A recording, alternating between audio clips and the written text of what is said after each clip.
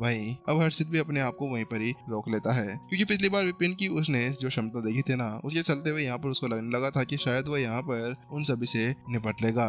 लेकिन यहाँ पर हर्षित फिर भी अपने आप को नहीं संभाल पाया। लेकिन अकबर उससे कहता है, नहीं नहीं हर्षित रुको, अब हम यहाँ पर उसका वेट करते हैं कि आखिरकार वहाँ पर चल क्या रहा है।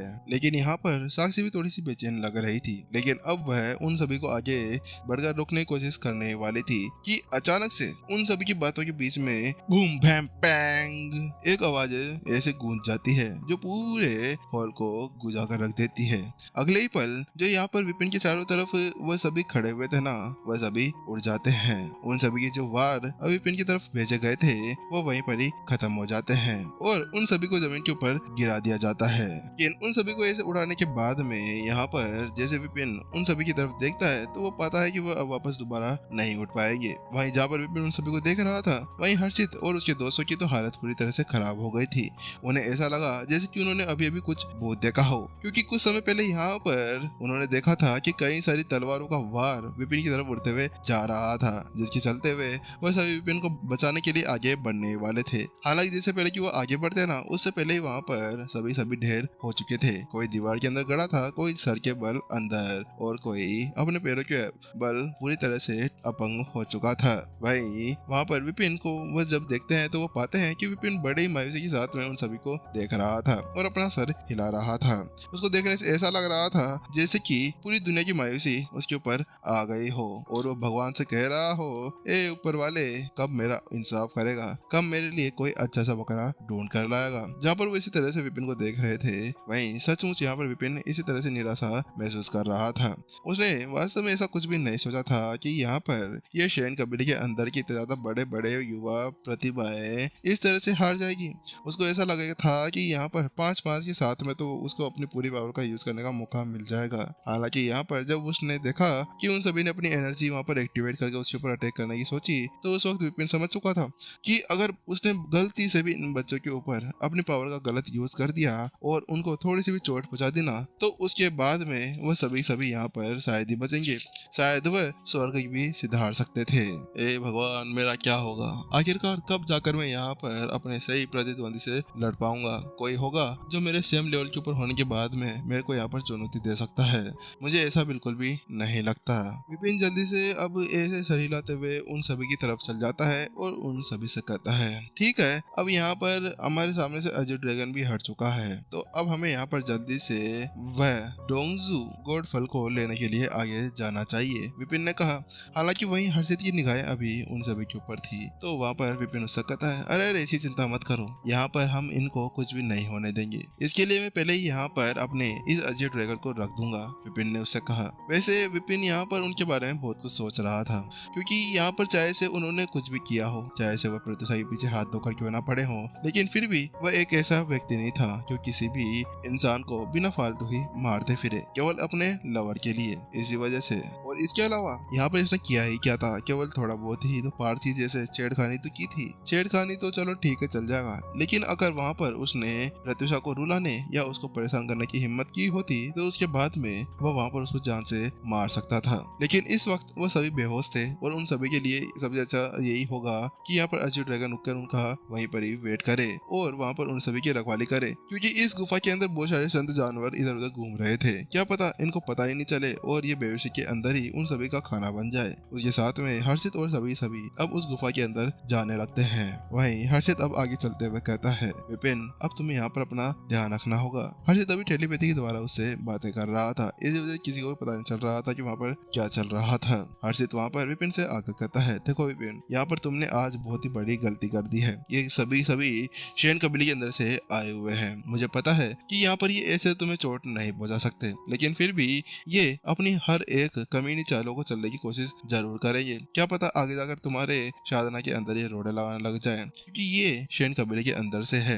इसी वजह से मैं तुम्हें एक बात कहना चाहता हूँ कि अगर इनमें से कोई भी यहाँ पर तुम्हें परेशान करने के लिए आगे आए ना, तो उसके बाद में तुम मुझे बताना, मैं यहाँ पर इसको देख लूंगा। फिर मैं देखूंगा कि आखिरकार कौन है जो मेरे दोस्त को यहाँ पर चोट पहुंचा सकता था। हर्षित की बात सुनने के बाद विपिन ने भी अपना सिर हिला दिया। विपिन को पता था कि अब उसका यहाँ पर काम होते जा रहा था, क्योंकि यहाँ पर हर्षित भी अब उसके उस प्यारे से भोले चेहरे के अंदर फंसता हुआ जा रहा था। क्योंकि उसको देखने के बाद में विपिन को पता चल चुका था कि हर्षित और उसकी दोस्ती अब पहले से ज्यादा बढ़ चुकी थी। यहाँ पर उनको करीबी दोस्त कहा जा सकता था और इसके लिए विपिन के लिए यही सब ज्यादा अच्छा था, क्योंकि यहाँ पर विपिन यही तो चाहता था। वह अपने शाले को पहले पटाना चाहता था और बाद में फिर प्रत्युषा और उसके बीच में कोई भी नहीं आता, क्योंकि हर्षित उसका साथ देता तो उसके बाद में संत कबीला शायद ही उसका कुछ बिगाड़ पाता। कि आखिरकार भविष्य में उसको प्रत्युषा की शादी जो करनी थी, अगर वह प्रत्युषा की शादी करेगा तो उसके साथ में खुशहाल रहेगा। वहीं दूसरी तरफ ऐसे सोचते हुए दोनों ही दोनों अब आगे बढ़ने लगे। सभी अभी एक दिशा के अंदर आगे बढ़ते जा रहे थे और आगे बढ़ते बढ़ते अचानक से वहाँ पर अकबर उन सभी से कहता है, देखो मैं यहाँ तक तो आ गया था, हालांकि मैंने यहाँ पर आसपास में कुछ भी नहीं देखा था। जब मैं यहाँ पर अजीब ड्रैगन को पिछली बार देखने के लिए आया था ना, तो मैंने इस जगह की पूरी तरह छानबीन कर ली थी, अकबर ने कहा। हालांकि उसकी बात सुनने के बाद में हर्षित ने उससे ज्यादा कुछ नहीं कहा और उसके बाद में वो जल्दी से फारिस की तरफ पलटता है और उससे कहता है, फारिस तुम्हारा क्या है, तुम्हें यहाँ पर कुछ मिला या नहीं? वह उसकी बात सुनने के बाद में फारिस कहता है, हाँ 1 मिनट रुको, मैं देखता हूँ यहाँ पर क्या मिलता है। उसके साथ में ही वहाँ पर जल्दी से वह अपनी ब्लड लाइन को एक्टिवेट कर देता है। ऐसा करते ही जल्दी से उसके सर के अंदर से एक और आई ऊपर की तरफ तैरने लगती है। वह देखने से कोई आर्टिफैक्ट जैसा लग रहा था, हालांकि यहाँ पर उसकी जो ब्लड लाइन थी ना, वो उसके साथ में कनेक्टेड थी और उसके अंदर बार बार ओढ़ा भेज रही थी। वह आई चारों तरफ फैल जाती है और आसपास के एरिया को पूरी तरह से नुकसान स्कैन करने लगती है। कुछ देर के स्कैन के बाद में यहाँ पर वह रुक जाता है। नहीं हर्षित, मुझे तो यहाँ पर कुछ भी नहीं मिला, मुझे यहाँ पर कुछ भी ऐसा खास नहीं है जिसके बारे में पता लगा सकूं। हालांकि जहाँ पर वह इसी तरह से कह रहा था, विपिन की भी आंखें सिकुड़ जाती है। लाजवाब, वास्तव में बहुत ही ज्यादा अच्छी टेक्निक है, लेकिन ये एक बहुत ही बुरी बात है कि मैं यहाँ पर इसको सीख नहीं पाऊंगा। विपिन ने मन ही मन के अंदर सोचा। वो बहुत ही ज्यादा निराश लग रहा था, क्योंकि यहाँ पर अभी विपिन देख पा रहा था कि आध्यात्मिक ऊर्जा की जैसे यहाँ पर एनर्जी को यूज किया जाता है ना, वैसे यहाँ पर अभी फारिस भी कर रहा था। लेकिन यहाँ पर उन आध्यात्मिक बोध और इसकी इस टेक्निक के अंदर बहुत ज्यादा बड़ा अंतर था। विपिन यहाँ पर अपनी आई ऑफ इनसाइट का यूज करते हुए उसकी जांच कर रहा था, तो उसको पता चला कि उसकी ब्लड लाइन ही एक सी नॉर्मल ब्लड लाइन नहीं थी जिसका यूज कोई भी किया करता था। उसकी ब्लड लाइन के अंदर ये ऐसा जादू था कि यहाँ पर वह किसी भी खजाने का पता लगा सकता था। जैसे क्या कोई खजाना एक दूसरी मैग्नेट की तरफ खींचते आता है ना, उसी तरह से वैसा ही यहाँ पर उसके साथ में भी था। मानना पड़ेगा, इनकी ये जो सीक्रेट टेक्निक है ना, बहुत ज्यादा दुर्लभ है। मेरे पास में ऐसी एक दुर्लभ टेक्निक होनी चाहिए थी, मेरे पास में तो ऐसा कुछ भी नहीं है। विपिन मन ही मन के अंदर सोच रहा था, अरे कितना लालची इंसान है, तेरे पास में स्वर्ग की लाइब्रेरी पड़ी है, सबका बाप पड़ा है, फिर भी तू यहाँ पर इस तरह से रो रहा है। हालांकि वही जो हर्षित था वो विपिन की तरफ देखने लगता है और वो विपिन से पूछता है, विपिन क्या तुम्हें यहाँ पर कुछ मिला है, क्या तुम यहाँ पर कुछ देख पा रहे हो? वही जैसे हर्षित ने वह सवाल विपिन से पूछा था, उसके साथ में ही जो उसके दोस्त है ना, विपिन को अब देखने लगते हैं। अब उनकी सारी उम्मीदें विपिन के ऊपर ही टिकी हुई थी। वो यहाँ पर नोटिस करना चाहते थे कि आखिरकार क्या विपिन यहाँ पर इस तरह की कोई चीज भी देख सकता है या नहीं, क्योंकि जब से वो यहाँ पर विपिन से मिले थे तो उसके बाद में उन्हें झटके पे झटका लगा जा रहा था। अब तो उन्हें झटके खाने की बहुत सी आदत हो गई थी। उन्हें ऐसा लगने लगा था कि शायद क्या पता इस बार भी कोई ना बड़ा झटका उसको दे दिया जाए। हाँ हर्षित 1 मिनट रुको, मैं एक बार स्कैन कर लेता हूँ, विपिन ने कहा। उसके साथ में जल्दी से वो आसपास के एरिया को स्कैन करने लगता है आई ऑफ इनसाइट का यूज करते हुए। थोड़ी देर आसपास देखने के बाद में वह सभी से कहता है, नहीं नहीं मुझे भी यहाँ पर कुछ भी नहीं मिला। वही विपिन की वो बात सुनने के बाद में सभी निराश हो जाते हैं, क्योंकि उन्हें एकमात्र भरोसा विपिन के ऊपर ही था। लेकिन वही साक्षी अब हर्षित से कहती है, हर्षित बहुत हुआ, अब तुम्हें यहाँ पर पता है ना तो तुम बता सकते हो, वरना हम लोग यहाँ से वापस जा रहे हैं, तुम फालतू हमारा टाइम बर्बाद कर रहे हो। साक्षी को पता था कि यहाँ पर हर्षित वहाँ पर केवल उनके साथ में खेल रहा था। अरे मैं तो बस तुम्हारा यहाँ पर एक बार एग्जाम लेना चाह रहा था, क्या तुम्हें यहाँ पर कुछ मिलता है या नहीं?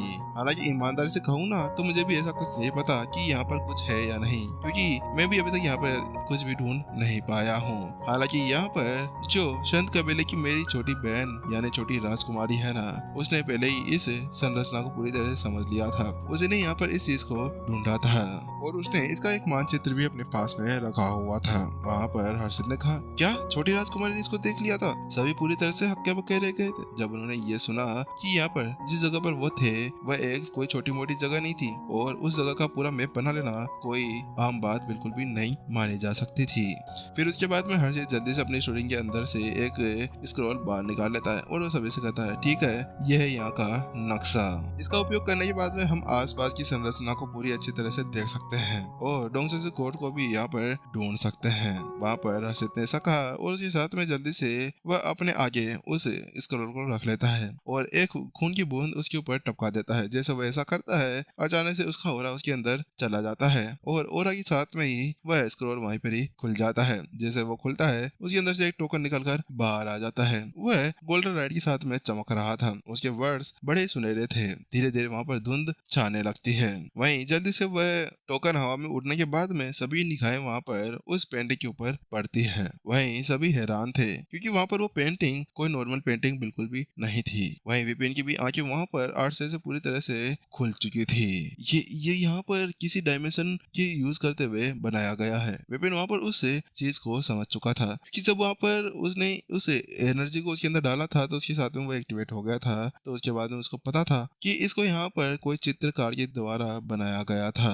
वहीं दूसरी तरफ विपिन जहाँ पर सोच विचार कर रहा था ना, वह टोकन अब आगे बढ़ने लगता है और उसी दिशा के अंदर सभी यहाँ पर उसके पीछे पीछे आगे जाने लगते हैं। जैसे जैसे वो आगे जा रहे थे, थोड़ी थोड़ी सी धुंध वहाँ पर छाना शुरू हो गई थी। हालांकि कुछ देर चलने के बाद में अचानक से उनके सामने एक बड़ी सी दीवार आ जाती है जो उन सभी का रास्ता वहीं पर ही रोक लेती है।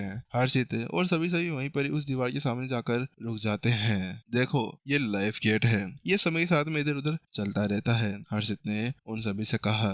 वहीं जहाँ पर हर्षित ने वो बात कही थी, दूसरी तरफ एपिसोड सस्पेंस के अंदर ये पर ही खत्म हो गया था। आखिरकार ये बड़ी सी दीवार क्यों आई? ये शायद यहाँ पर इसको छिन्नी विन्नी लेकर तोड़ना पड़ेगा। अगर किसी को मजदूरी वजदूरी चाहिए हो ना, तो आ जाओ, इसको तोड़ते हैं, फिर हमें अगला एपिसोड जरूर मिल जाएगा। इसके साथ में गाइज, अगर आप लोग स्टोरी हैप्टिक्स चैनल के ऊपर नए हैं ना, तो चैनल को सब्सक्राइब जरूर कर दे। और गाइज, इसका नेक्स्ट एपिसोड आपको सुबह मिल जाएगा। जब तक के लिए tata bye bye, good night और सो जाओ जाके।